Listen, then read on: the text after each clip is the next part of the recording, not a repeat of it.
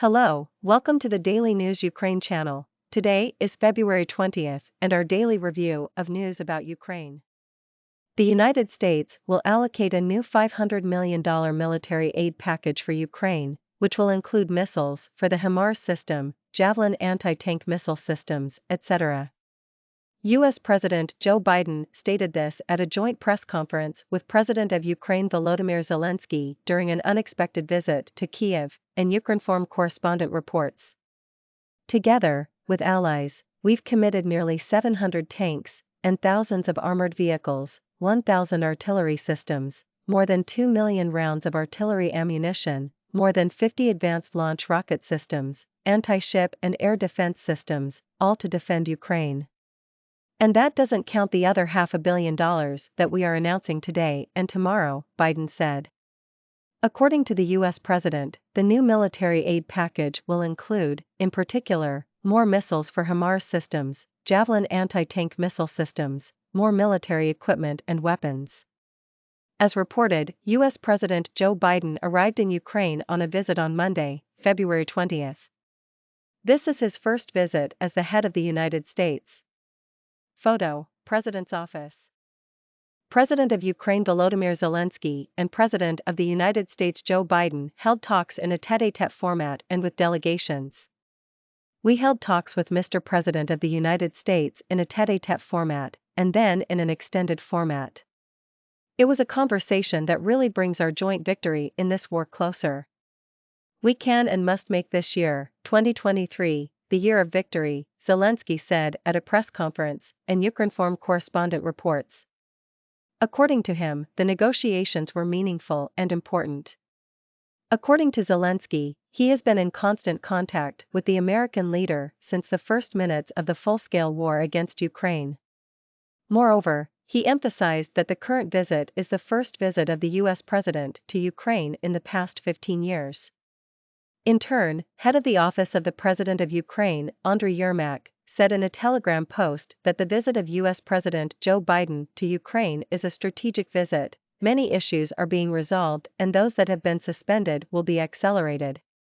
A historical visit of U.S. President Joe Biden to Kyiv and meeting with Ukrainian President Volodymyr Zelensky. Ukraine today is the heart of democracy, which is fighting for freedom. I want to thank Joe Biden's National Security Advisor Jake Sullivan, with whom we worked, in particular, on the issue of the visit, Yermak said. He added that he is very happy about the constructive cooperation with Jake Sullivan, as there is always a powerful result. As reported, U.S. President Joe Biden arrived in Kyiv on a visit on February 20th. Today, in Kyiv, U.S. President Joe Biden will announce the delivery of critical equipment for Ukraine. This is said in a statement published on the White House website. Today, in Kyiv, I am meeting with President Zelensky and his team for an extended discussion on our support for Ukraine. I will announce another delivery of critical equipment, including artillery ammunition, anti-armor systems, and air surveillance radars to help protect the Ukrainian people from aerial bombardments, Biden stated. He added that later this week, we will announce additional sanctions against elites and companies that are trying to evade or backfill Russia's war machine. Read also, Joe Biden arrives in Kyiv. Over the last year, the United States has built a coalition of nations from the Atlantic to the Pacific to help defend Ukraine with unprecedented military, economic, and humanitarian support, and that support will endure, the U.S. president said. It is noted that Biden tomorrow will meet with President of Poland Andrzej Duda. I also look forward to traveling on to Poland to meet President Duda and the leaders of our Eastern Flank allies, as well as deliver remarks on how the United States will continue to rally the world to support the people of Ukraine and the core values of human rights and dignity in the UN Charter that unite us worldwide, he said. As reported by Ukrinform, U.S. President Joe Biden arrived in Ukraine on a visit on February 20th. Photo, President's Office. Russian forces are using prohibited incendiary and phosphorus munitions to shell the right bank of Kherson region. The Operational Command South said in a Facebook post that the facts of the use of prohibited incendiary and phosphorus munitions were discovered and recorded. According to the Operational Command South, as a result of the shelling of Borhunka village, 3 people were killed, 8 more were injured, including 3 children, 2 of whom became orphans. The victims were hospitalized with numerous injuries. Their condition is serious, but all the necessary assistance is being provided. Read also, 3 civilians killed in 75 enemy attacks on Kherson region on February 19 as reported by Ukrinform. The Russian army shelled Kherson region 75 times on February 19, killing 3 people and injuring 8 more, including 3 children. U.S. President Joe Biden has arrived in Ukraine on a visit. President of Ukraine Volodymyr Zelensky announced this on Instagram. Joseph Biden, welcome to Kyiv. Your visit is an extremely important sign of support for all Ukrainians, Zelensky wrote. He also published a joint photo with Biden. As reported, U.S. President Joe Biden will visit Poland on February 20 to 22. Ukraine's Deputy Foreign Minister Andriy Melnik has said that Ukraine's main partners are planning to visit Kyiv today. According to Ukrinform, Melnik said this on Ukrainian television, commenting on the presenter's assumption about the arrival of high-ranking U.S. officials in Kyiv. Let's keep this intrigue for now and not rush ahead. I hope that the surprise that is being prepared will work out. After all, it is important for us that ahead of the first anniversary of the large-scale aggression, we will feel and see not only support in words, not only the solidarity that we saw, but also even greater assistance and the presence of our important main partners in Kyiv. Let's wait, there is not much time left, he said.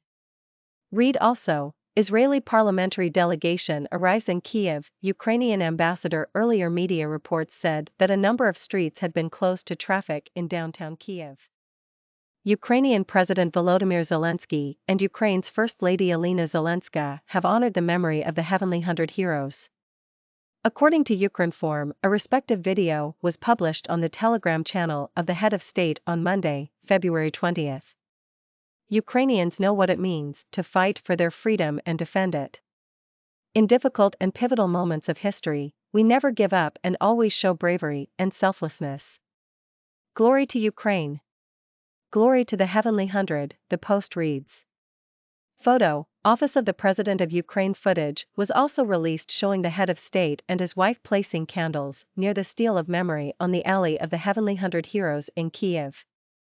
On Monday, February 20, Ukraine marks the Heavenly 100 Heroes Day for the 9th time. It is celebrated every year on February 20 in accordance with a presidential decree of February 11, 2015 on commemorating the feat of participants in the Revolution of Dignity and perpetuating the memory of the heroes of the Heavenly 100. It was during these days, during the Revolution of Dignity, that a confrontation between the Ukrainian people and the then regime reached its peak. From February 18 to February 20, the largest number of people died on the Maidan Square in Kyiv, 78 people. More than 20 protesters died of injuries after February 20. Russian army losses reportedly remain high on several offensive axes in eastern Ukraine, particularly in Bakhmut and Vuhledar. The UK Ministry of Defence said this in its latest intelligence update published on Twitter, according to Ukrinform. Russia continues to pursue several offensive axes in eastern Ukraine, Vuhledar, Kreminna, and Bakhmut, the ministry said. According to British intelligence, Russian casualties reportedly remain high, particularly in Bakhmut and Vuhledar. Specifically, the elite 155th and 40th Naval Infantry Brigades have sustained very high losses in Vuhledar and are likely combat ineffective. Russian forces are likely under increasing political pressure as the anniversary of the invasion draws near. It is likely that Russia will claim that Bakhmut has been captured to align with the anniversary, regardless of the reality on the ground, the report said. If Russia's spring offensive fails to achieve anything, then tensions within the Russian leadership will likely increase, the ministry said. An Israeli parliamentary delegation led by the chair of the Knesset Defense and Foreign Affairs Committee, Yuli Yoel Edelstein, arrived in Kyiv on Monday, February 20. Ukrainian ambassador to Israel Yevgen Kornichuk said this on Ukrainian television, Ukrinform reports. An Israeli parliamentary delegation headed by the head of the Defense and Foreign Affairs Committee, Yuli Yoel Edelstein, is in Kyiv today, Kornichuk said.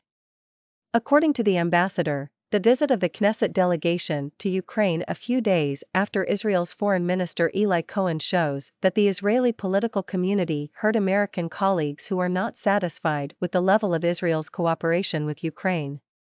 Read also, restoration of Ukraine's territorial integrity only basis for talks with Russia. Kuleba, they heard them to a certain extent. And it should also be remembered that the Israeli society quite actively supports Ukraine, Kornichuk said. In this context, he recalled that the visit by the Israeli foreign minister to Ukraine was full of meetings and promises. Israeli Foreign Minister Eli Cohen visited Kyiv on February 16. The Russian army shelled the Kherson region 75 times on February 19, killing 3 people and wounding 8 others, including 3 children.